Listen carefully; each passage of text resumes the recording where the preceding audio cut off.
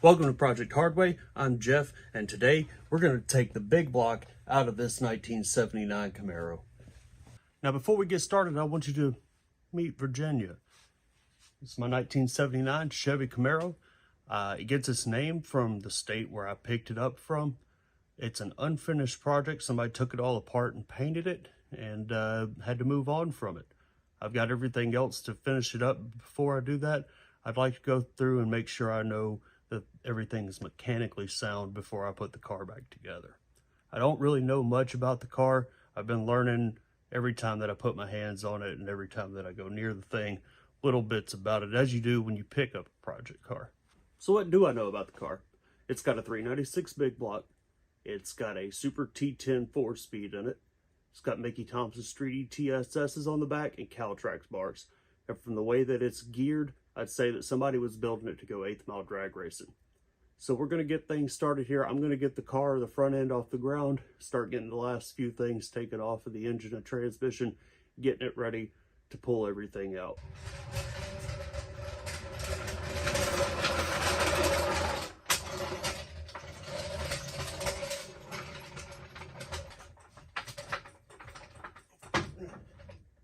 There we go.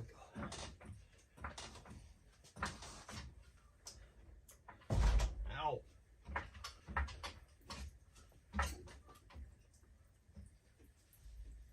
Oh yeah. Coolant straight out of the block. Great. Now whenever I put one in the air to pull an engine out, I prefer to put it up on ramps rather than jack stands because it gives me a little more room for the legs and my lift to get under there. But, you know, whatever.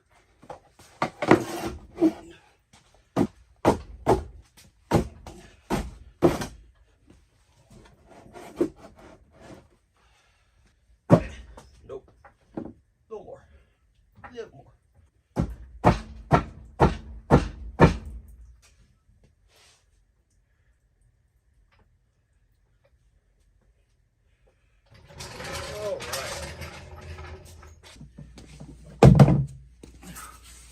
So now that the excess coolant has stopped dripping out of the block for now, I'm going to get the oil going, get it drained out. While it's drained, I'll crawl back to the back and start taking the drive shaft out. I sound like an old man under here.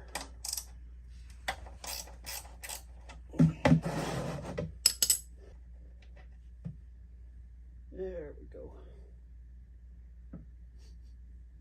Ugh. Remember that time that Cletus filled the Crown Vic engine with gasoline instead of oil? You would almost think that I did that here.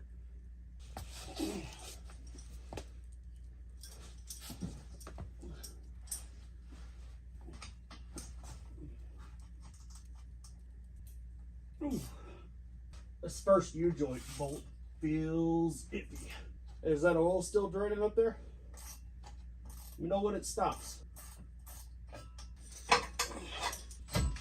These bolts are very rusty. I probably should hit them with some oil first. Even my Milwaukee isn't having. Oh boy, they are in there. Am I rolling the car off the ramp? Ah, jeez Louise. Got one. Good Lord, what happened to you? Who hurt you? Oh.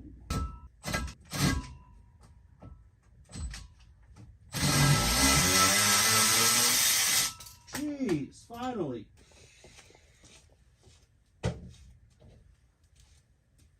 Get off me, dog. Ah. Does your shop dog like to get in your face while you're on the floor? Ellie loves to get in my face. Ugh.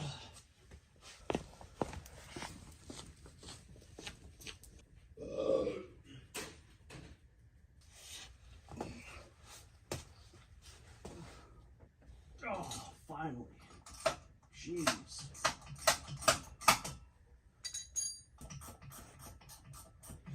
Somebody was going to be damned if these U-bolts were coming out. Never mind that the 10 bolt was going to explode on the first launch. We'll get there.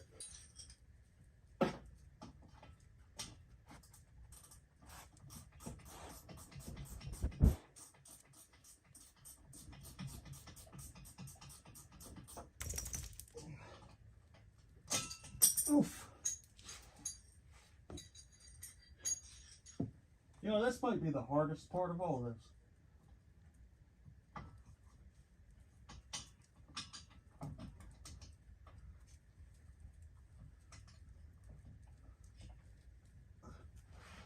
Finally, holy cow.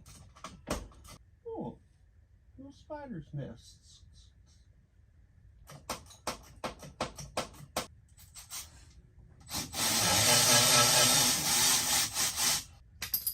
So did that all stop draining up there? Because I kind of need to slide that pan back. I finally got the drive shaft bolts out.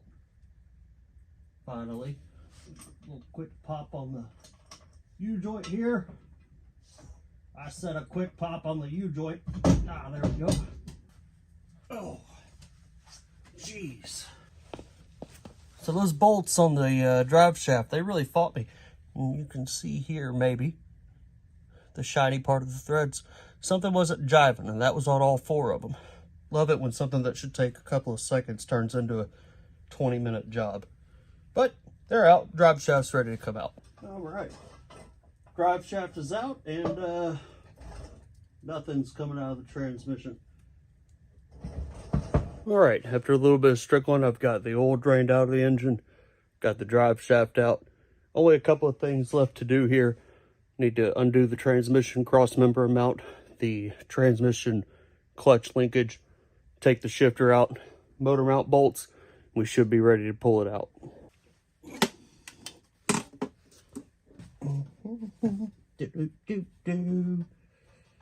Of course.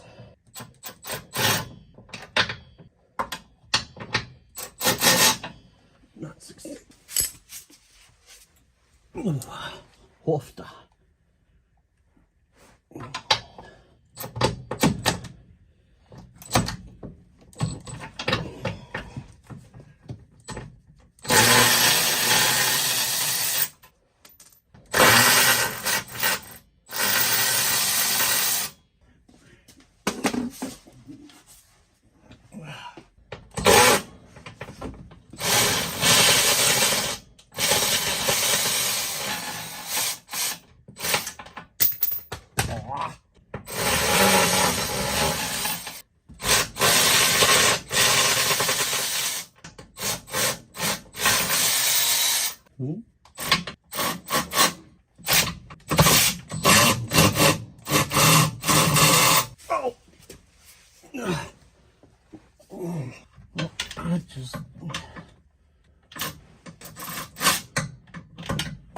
Oh, of course. One bolt on the transmission mount is 9/16, the other 2 are 5/8. Whoa. What percentage of time do you think you spend walking back and forth to your toolbox? Damn header in my way. Woo! Son of a...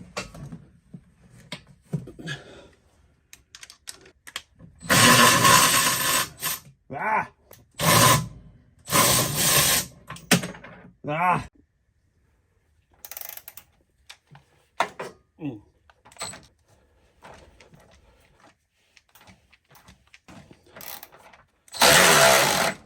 Oh, yeah?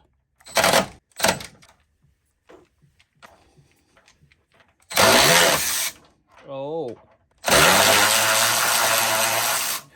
One. I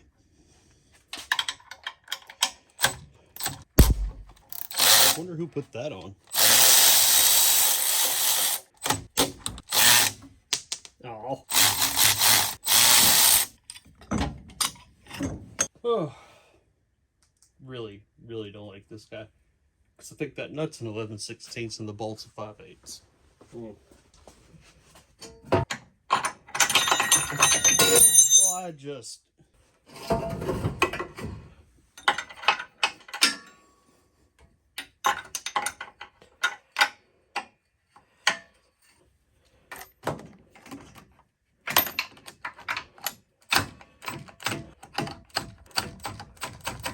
Never gonna get it, never gonna get it.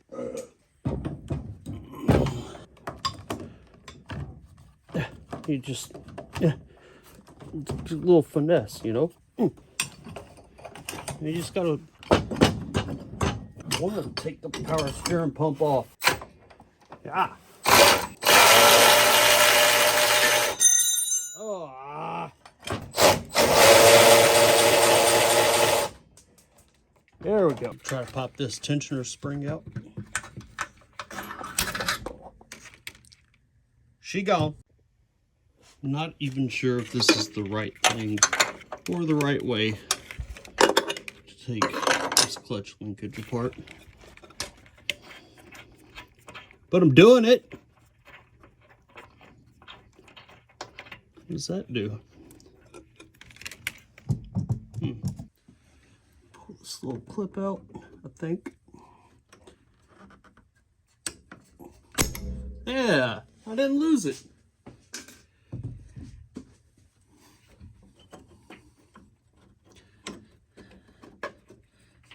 Now what?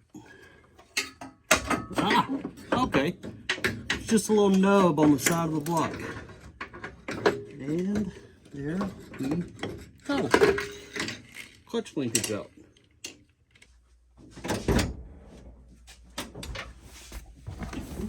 Alright, so the last thing left to do here, I think, is pop this shifter out. And if there's anything else that I forgot or that I missed, it'll let me know when I'm taking the engine out. Just leave that right there.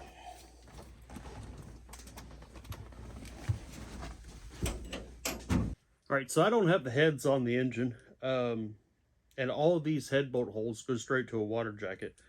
But my engine levelizer's got a tab for each corner, so I'm gonna feel pretty confident that I'm not gonna have any issues with these bolt holes using this. I think the biggest concern I've got now is whether or not my Duralast engine levelizer will carry this big old girl and the transmission out and safely onto the ground.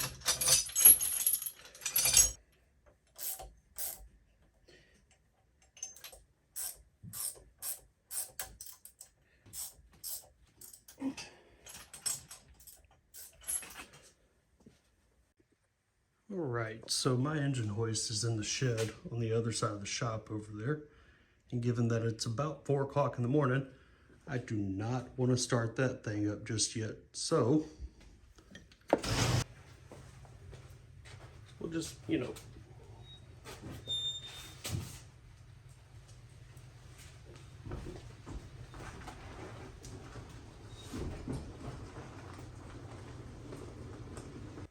okay, now to dig my engine hoist out all this junk.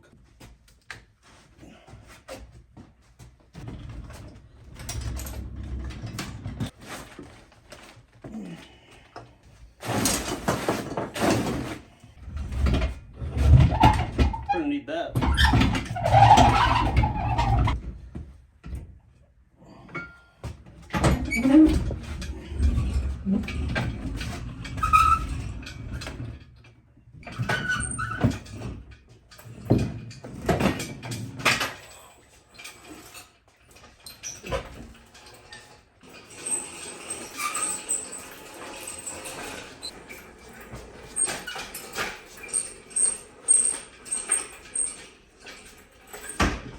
Oh.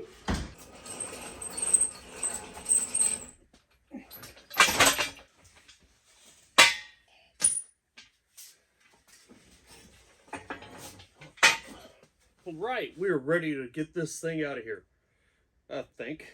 So let's get to it.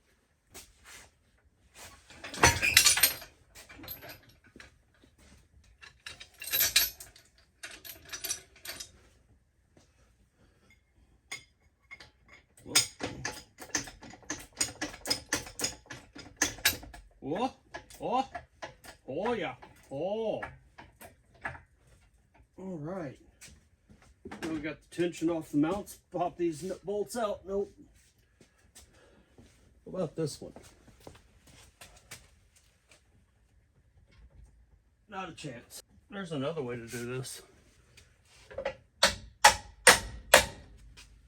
Oh yeah.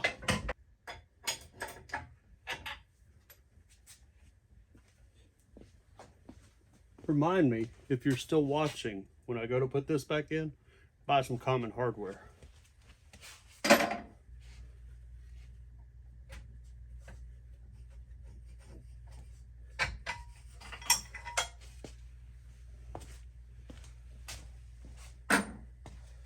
All right, motor mount bolts are out. I guess the only thing left to do is snatch it out of there. So, you know, we'll figure out what's still attached here in a minute. Coolant's still attached.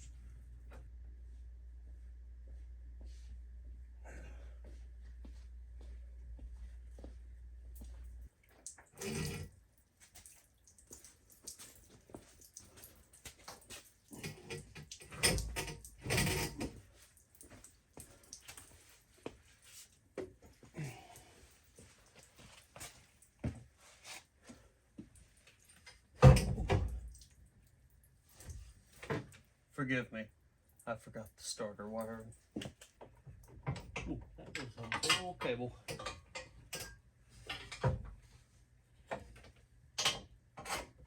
It's nice and thick. Oh,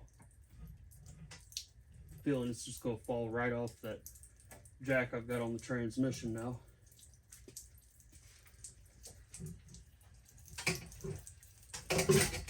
Oh. Oh, I think she's dangling.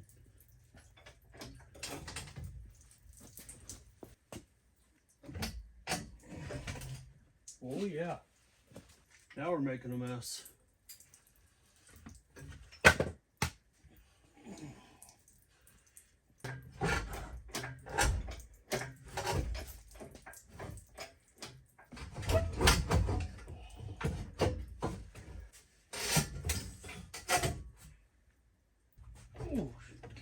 Ooh. Forgot she was heavy, you know. Might roll easier with the hose off the ground.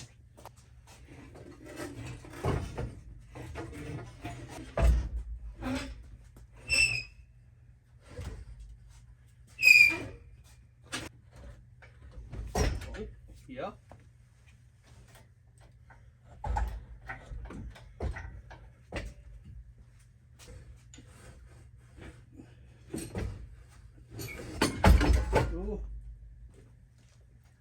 Alright, so I'm going to level her out a little bit, and I should be able to just pick the tail shaft up, swing her around over the frame, be able to get it out, clear the vehicle.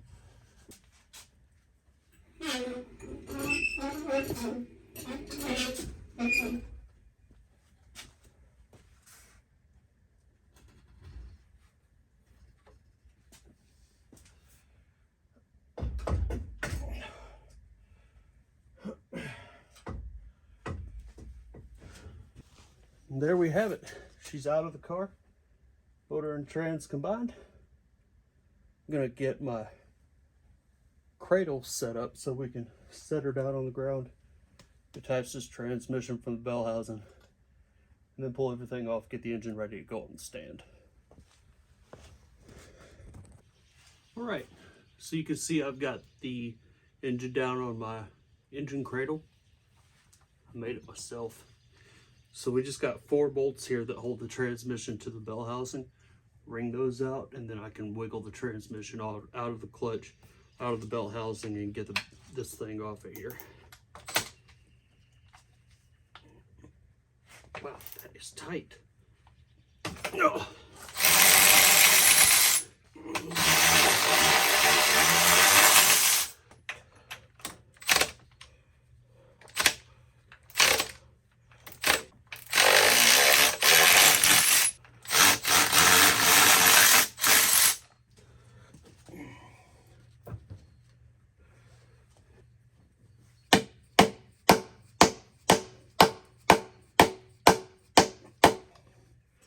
There we go. There we go.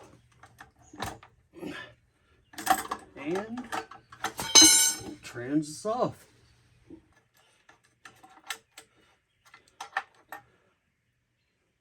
Throwout bearing looks good.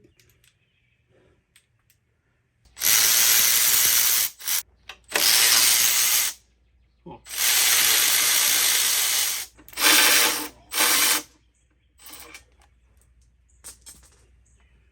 When you're taking stuff apart, it's okay to throw all your hardware on the ground over here. Just make sure you keep it all in the same general area. So later on, when you are cleaning up shop, you can say, wait a second, what did those go to? Think about it, and sometimes you get it right and sometimes you don't. Also remember the nut that just ran off that way. Right, I think this bell housing is ready to come off. Oh yeah. Now you probably noticed when I was taking this bell housing off that it was held on by about 19 nuts and bolts. And the reason for that, and I noticed it when I bought the car and I was trying to identify the transmission, is this is a fully enclosed, SFI approved, bulletproof bell housing. So that means that when this clutch explodes, which it will, I'll still have feet when I go to load the car back up on the trailer. It's pretty nifty. It's a solid chunk. It's heavy, but it's important for your safety. Flip it over here. Clutch fork looks to be in really good shape. In fact, nearly brand new. She's pretty. Not a lot of clutch dust built up in here. I don't see any kind of debris or anything that would indicate that anything in there is damaged. So that's good. Alright, so this next part I've been pretty anxious to see. Given the bell housing that we just took a look at and the metallic red paint on this pressure plate, I'd like to think that there's a pretty decent clutch in here. Again, put the bolts in the general area. There's only 6 of these, so if they all look the same, I know what it is.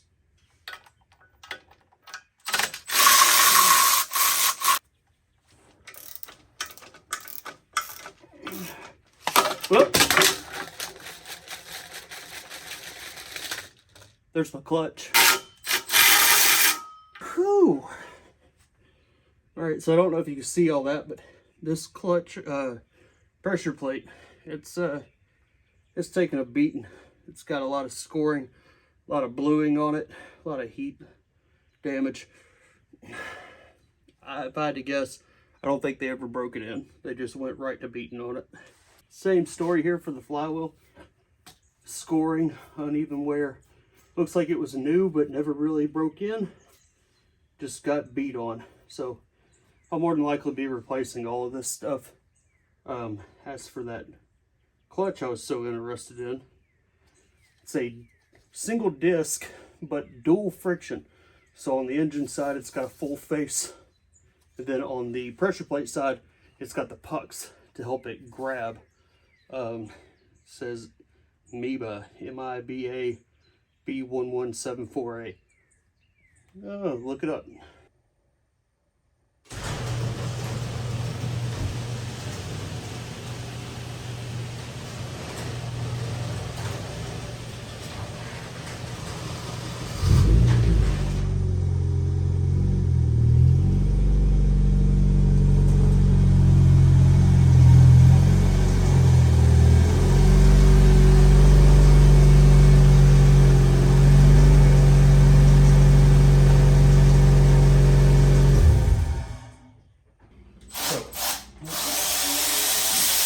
What is this? What do I got here? Well, like before, I told you it's a big block Chevy. There's differences between the big block and the small block Chevy. Big block, small block. Big block, small block. Big block.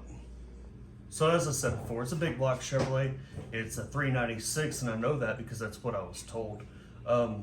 There's other things on here. Of course, when you're identifying a Chevrolet V8 engine, the first place you're going to go is over here to the stamping pad on the back of the block.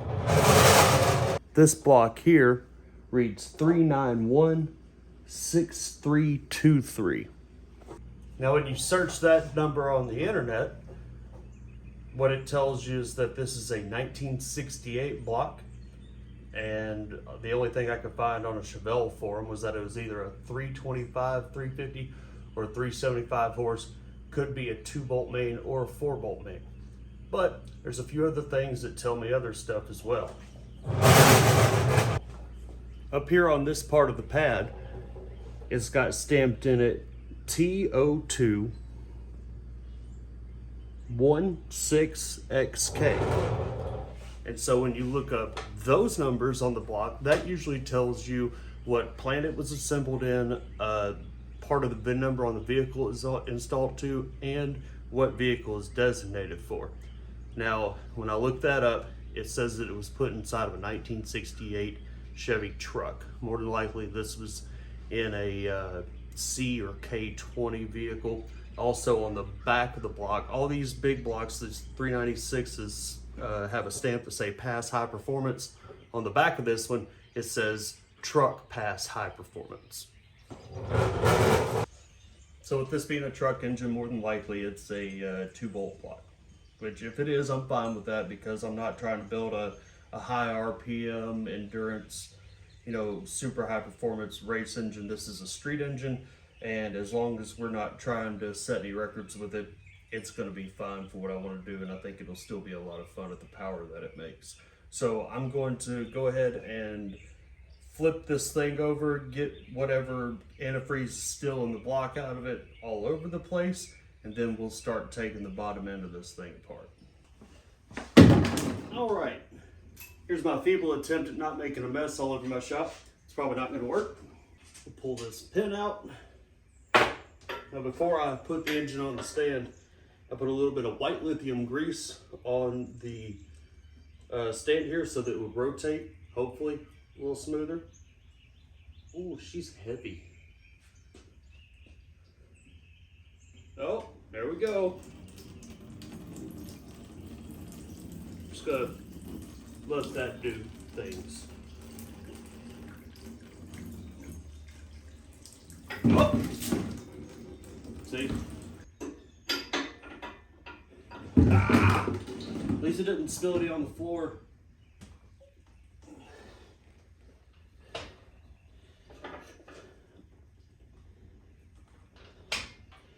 She's a heavy girl.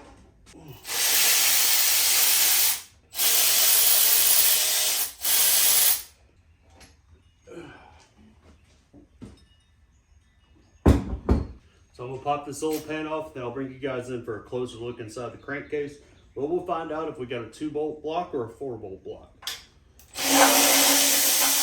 All right, here we go. We're gonna see what this crankcase looks like.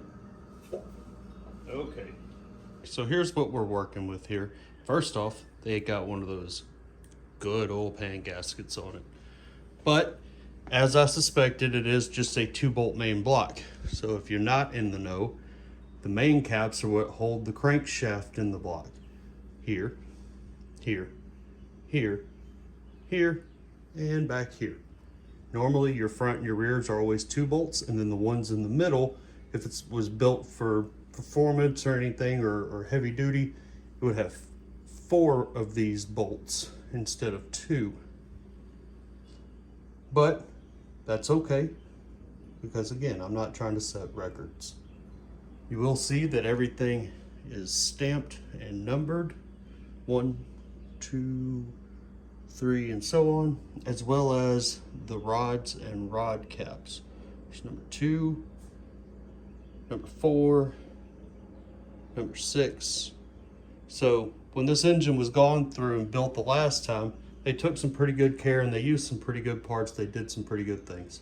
So let's go ahead and knock this old pump off of here, start knocking off pistons, and get the crank out, get everything down to the bare block.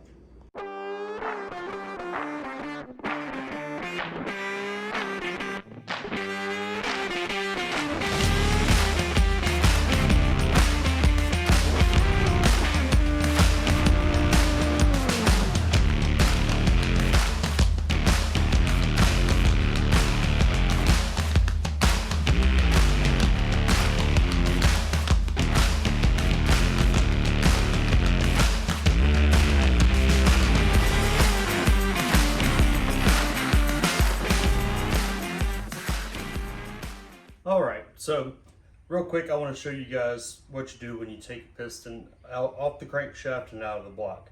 I took the first 7 out on the time lapse, so now I'm going to show you as I get the final piston out before we start to get the crankshaft out of the block. So first I'm going to spin the engine over to get the rod cap up here to the top of my work area here. That would be bottom dead center for that cylinder. When I loosened the rod bolt and rod nuts for number 7, I also loosened number 8. So we'll pull those off. Anytime I take something apart like this, engines, crankshafts, camshafts, anything that's got stuff like this, I always like to take it off and set it to the side in the orientation that I took it off.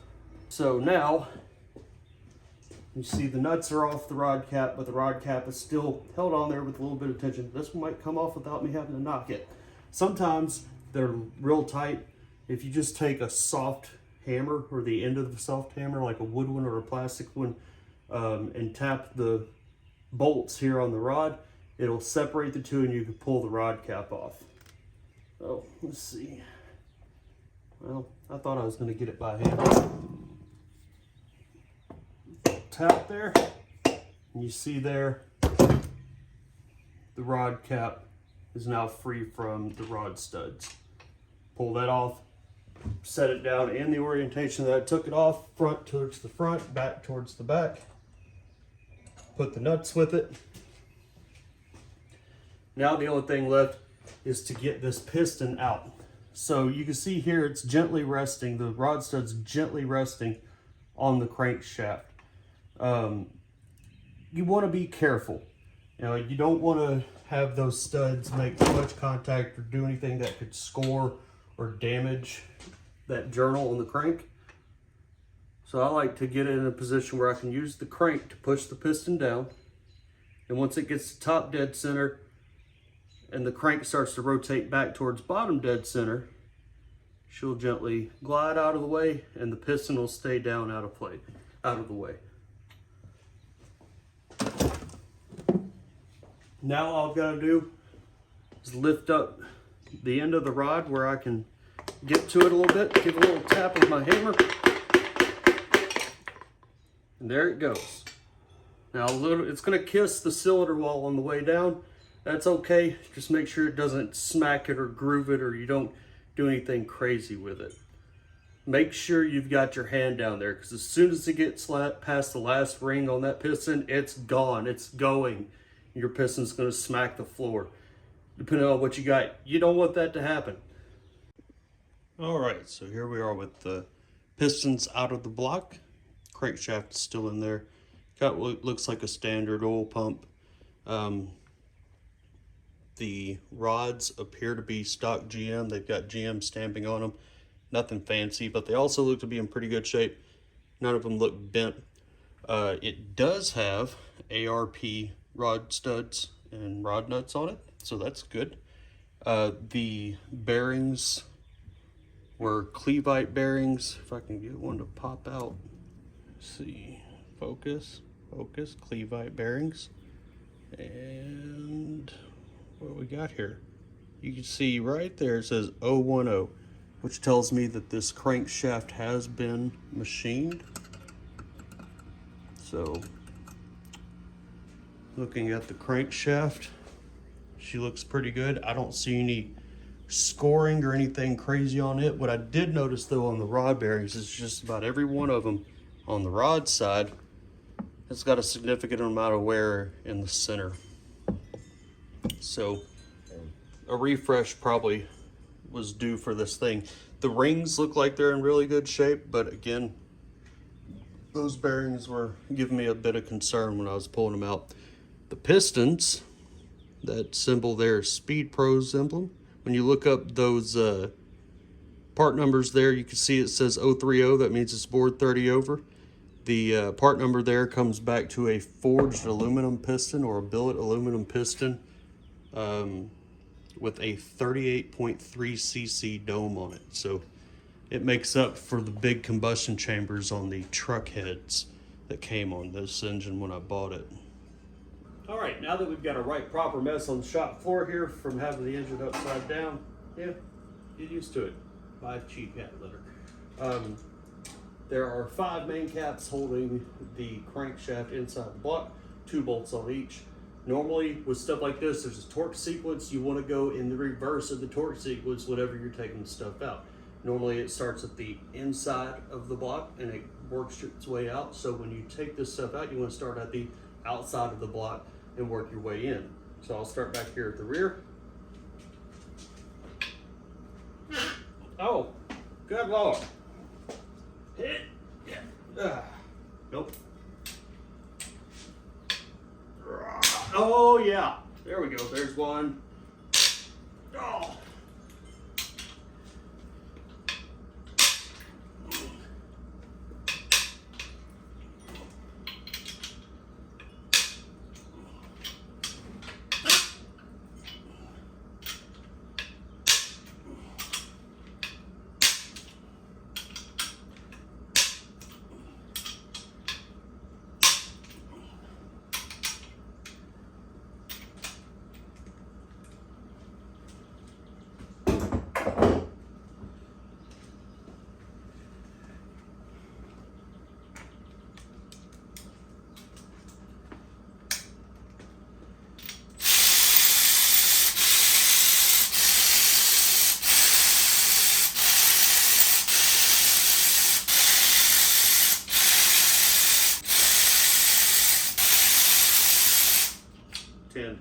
Now again, just like the rod bearings, take this stuff off and set it to the side in the orientation that it came out, in the order it came out, in the direction it came out. You need to put it back the way it was when you go to put it back together.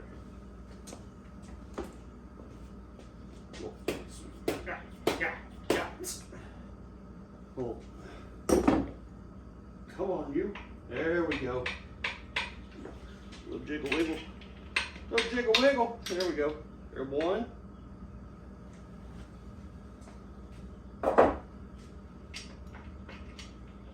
2. 3. At this point, the owl would have already bitten the Tootsie Pop. We'll keep going. Number 5 can be a little tricky because this is the last one. It contains the rear main seal portion and it contains the drive and pickup for the oil pump. So let's smack it around a little bit. Tick, tick, tick, tick, tick, tick, tick, tick, tick, tick. There you go. And there's that drive for the oil pump there that goes up to the distributor. So all the main caps are off, nothing's holding this crankshaft in the block. This, by the way, is my first big block.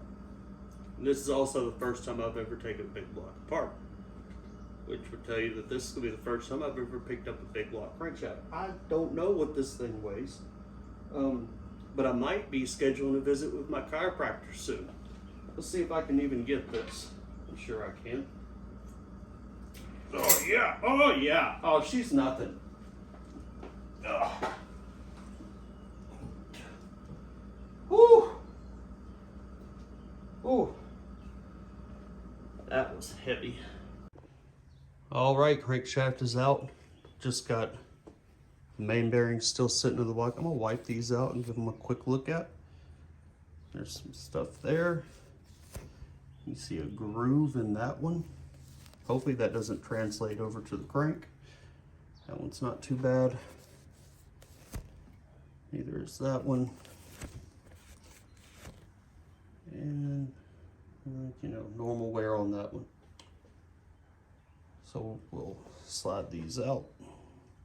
I said we'll slide these out. There we go, there's one. Set them to the side. And then only thing left is the cam bearings down there.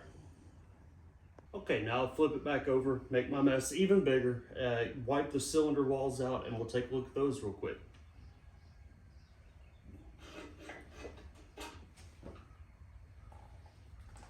There it goes. Big mess. Big mess guy. Ooh. Not entirely pretty. Hard to see a little bit, but there's some uneven wear in there. Some what looks like a little bit of scoring. Maybe this engine sat for a while outside somewhere with the intake valve open on this, or exhaust valve open on this cylinder. Got some vertical scoring, kind of heavier than what you typically expect. You still see some of the cross hatching, but it's a little bit washed. Well, let's go ahead and get those cam bearings. That's a dog hair. Don't worry, that's not a scratch. It's a dog hair. Dog has hair.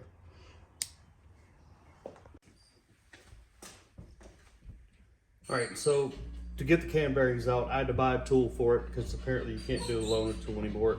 I've never done cam bearings. I have no idea what to do, and of course I bought the cheapest tool and it came with no instructions. So I think what I'm gonna have to do is take this guy here, put it into the bearing, put this guy on there, then thread it to this and smack it. So I'm gonna give that a shot and see how it goes. So got the thing inside the thing, this thing fits inside the thing. Now I'm gonna screw this thing into this thing, set it in there. Oh, I done spread her out too much. Don't tell your mama said that. That's the wrong one. There we go. Now, I probably could use my big hammer, but I think the big thing here is to make sure I stay square. Don't let it twist, go one way or the other, lean one way or the other. Keep it square, keep it straight. Little tap, little tap.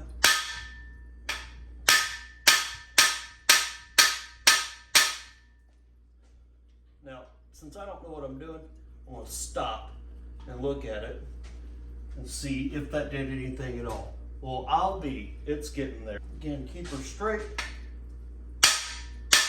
I don't want to smack it too hard because I don't want to tear up the bearing board inside the block.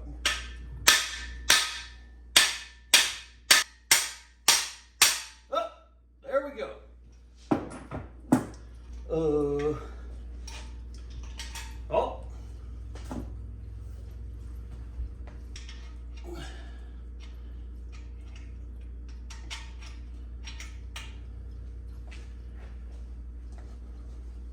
And there we have it.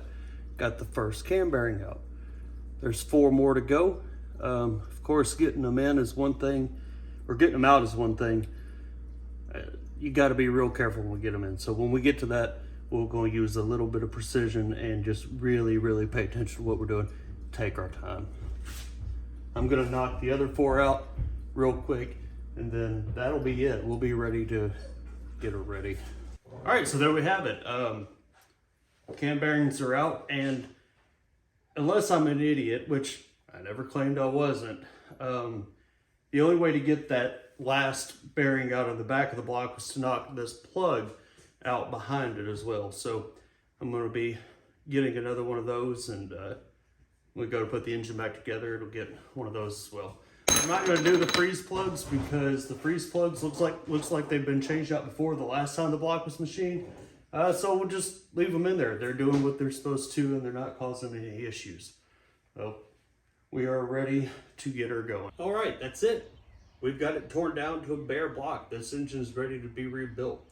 You know, when I first got the car, the tune on it was so bad that the spark plugs were fouled out to the point that the car wouldn't start. Had to hit them with a wire brush, some brake cleaner to get it start. The oil was full of gasoline. It ran like junk. I did put a different carburetor on it once I got it home, and that helped it a little bit, but it still had enrichment issues, and some tuning needed to be done on it. I kind of went down a rabbit hole with this engine because I first took it down to get the camshaft out because I didn't know what kind of cam was in it. Once I got it to that, the heads were all that was left on it, so I said, oh, well, let's pop the heads off, see what we're working with in there. And then it got to the point, okay, well, now we see the pistons that are sticking up out of it. Let's take it all the way down, see what we got, and refresh it. So going back to the fuel and the oil, I think it washed a lot of stuff. That's why I've got something damaged that I've got on the bearings. That's why I've got some of the things that I'm seeing on the cylinder walls here. The engine had decent oil pressure. It had good oil pressure at startup. It had good oil pressure when you revved it. But once it was at temperature and idling, it only had about 20 pounds of pressure. So I was a little bit worried about it. So I think a refresh is the best thing to do here. Now that I've seen what I've got and I know what I need to get, I'm going to go in here and start ordering parts. Get this thing ready to go back together. If you liked what you saw here today, please share this video with your friends, share it to your Facebook, hit the like button, subscribe to the channel. Come back next week, because next week we're going to start putting this engine back together. We're going to freshen it up. We're going to put it in the car and get it running all in one. We're going to go from this to running and driving the Camaro again, all in one video next week. So please come back. Also, don't forget to leave a comment. Tell me what you like, what you didn't like, what you'd like to see. I've got plenty of stuff around here to work on.